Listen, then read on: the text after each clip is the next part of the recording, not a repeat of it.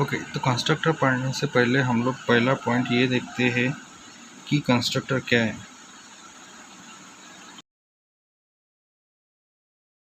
Constructor, ठीक है। और दूसरा पॉइंट रहेगा हमारा व्हाई वी यूज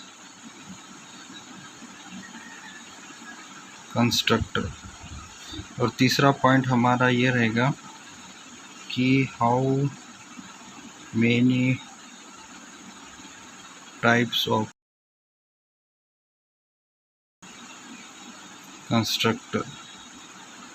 तो ये तीन चीज़ें हमें पढ़नी है कि what is constructor, why we use a constructor, how many types of constructor. तो हम सिंपली पहले डेफिनेशन देखेंगे कि कंस्ट्रक्टर क्या होता है। कंस्ट्रक्टर के दो डेफिनेशन आपको समझाता हूँ।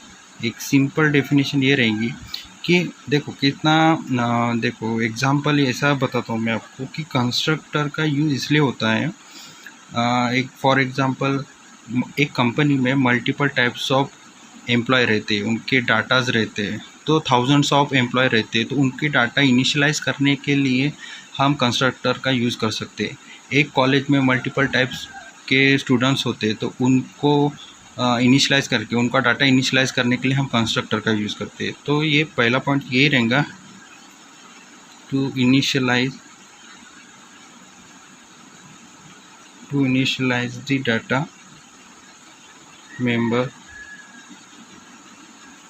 of the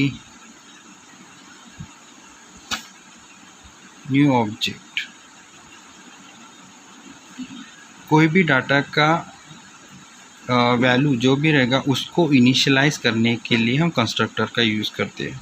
और दूसरा पॉइंट ये रहेगा कि constructor is a block similar to method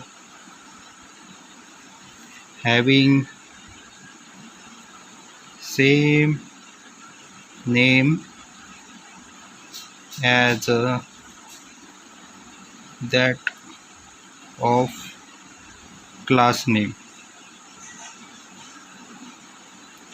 तो इस डेफिनेशन में मीनिंग जो है ना, क्लास नेम मतलब कंस्ट्रक्टर में जो ब्लॉक लिखेंगे, एक क्लास में हम मल्टीपल मेथड्स लिखते हैं, तो उस मेथड में जो भी हम लिखते हैं वो मेथड का नाम और क्लास का नाम सेम होना चाहिए, तभी हम उसको कंस्ट्रक्टर बोलेंगे। तो कंस्ट्रक्टर का मैं आपको कुछ एग्जांपल बताता हूँ आपको समझने के लिए। एग्जांपल, एक क्लास लिख देते हैं कि कंस्ट्रक्टर कैसे समझा जाता है। एक क्लास लिखा है, एक क्लास टेस्ट, उसके अंदर एक मेथड लिखी है मैंने, पब्लिक वॉइड टेस्ट, ठीक है। तो अभी इसे कंस्ट्रक्टर बोला जाएगा। मैंने क्लास लिखा है, क्लास के अंदर मेथड वॉइड टेस्ट। अभी यहाँ पे मैंने तो बोला था क्लास नेम और मेथड नेम सेम होना चाहिए तो कंस्ट्रक्टर कहा जाता है, बट नहीं, एक्चुअली क्या होता है ना, constructor does not have any return type. जो वाइड है ना वो भी नहीं होना चाहिए, तभी उसको कंस्ट्रक्टर कहा जाता है। तो ये जो सिंटैक्स है ये रॉन्ग है। ओके, तो एक्चुअली मैं दूसरा पॉइंट आपको मैं लिखवा देता हूँ। दूसरा पॉइंट ये रहेगा कि constructor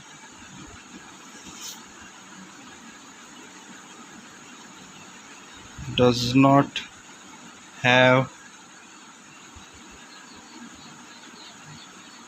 return type, not even void। Even void भी नहीं चलेगा, तो उसका सिंटैक्स कैसे होगा? उसका सिंटैक्स कैसे होगा? Class test public only test, ठीक है। तो ये हो गया राइट सिंटैक्स। एक्चुअली यहाँ पे class name test, access modifier public, only just test, मतलब क्लास नेम और ये नेम सेम होना चाहिए, तभी हम उसको कंस्ट्रक्टर बोलेंगे। तो अभी कंडीशन ये भी आ गई कि access modifier different types of access modifier है। यहाँ पे पब्लिक ही एक्सेप्ट होता है कि और दूसरे भी एक्सेप्ट होते हैं। तो उसका तीसरा पॉइंट मैं आपको ये बताता हूँ। तीसरा पॉइंट ये होगा इसका कि the only modifiers applicable for constructor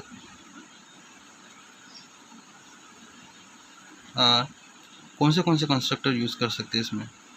एक पहला है पब्लिक, दूसरा है प्रोटेक्टेड, तीसरा डिफ़ॉल्ट, चौथा रहेगा प्राइवेट। तो ये चार ही एक्सिस मॉडिफायर हम कंस्ट्रक्टर में यूज़ कर सकते हैं। इसके अलावा दूसरे कोई भी एक्सिस मॉडिफायर वो अलाउ नहीं करता है, ठीक है। और एक पॉइंट रहेगा हमारा चौथा पॉइंट, मैं आपको बताता हूँ कि कंस्ट्रक्टर को हम रन कैसे करवाएंगे, उसको इन्वोक कैसे करवाएंगे। सो हाउ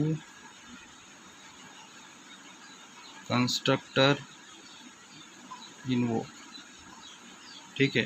तो कंस्ट्रक्टर इन्वोक कब होगा? एक्चुअली कोई भी क्लास हम जब करते हैं उसको कॉल करने के लिए हम उसका ऑब्जेक्ट क्रिएट करते हैं। तो इस कंस्ट्रक्टर को भी कॉल करने के लिए हमें ऑब्जेक्ट क्रिएट करना पड़ेगा।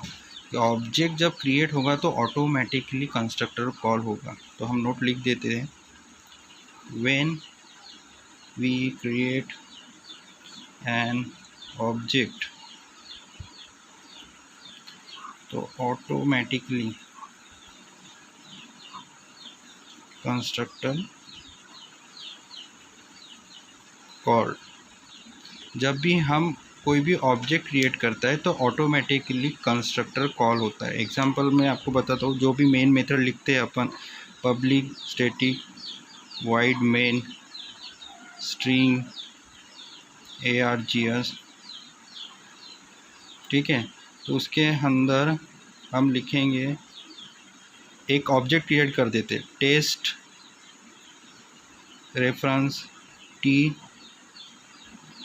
न्यू टेस्ट, ठीक है। तो कंस्ट्रक्टर का ऑब्जेक्ट क्रिएट करते टाइम हमें उसका रेफरेंस देने की ज़रूरत नहीं है। हम इतना भी हम लिख देते हैं सिंटैक्स उसका ऑब्जेक्ट क्रिएट करते टाइम, तो भी ये कॉल हो जाएगा। कंस्ट्रक्टर को कॉल करने के लिए बस इतना ही लिखना ज़रूरी है। उसका एक नोट मैं आपको बता देता हूँ कि no need to create reference, that is t. मतलब रेफरेंस बोले तो कैसा होगा, ये यहाँ पे मैंने जो टी किया है उसको टी डॉट टेस्ट लिखना नहीं पड़ेगा कंस्ट्रक्टर के टाइम, लिखते टाइम। अदरवाइज़ हमें लिखना पड़ेगा नॉर्मल मेथड में। कंस्ट्रक्टर के टाइम में हमें बस इतना ही लिखना पड़ेगा। तो ये पहला वीडियो कंस्ट्रक्टर क्या है इतना ही समझते हैं। दूसरे वीडियो में कंस्ट्रक्टर क्यों यूज़ होता है वो देखेंगे। Thank you so much.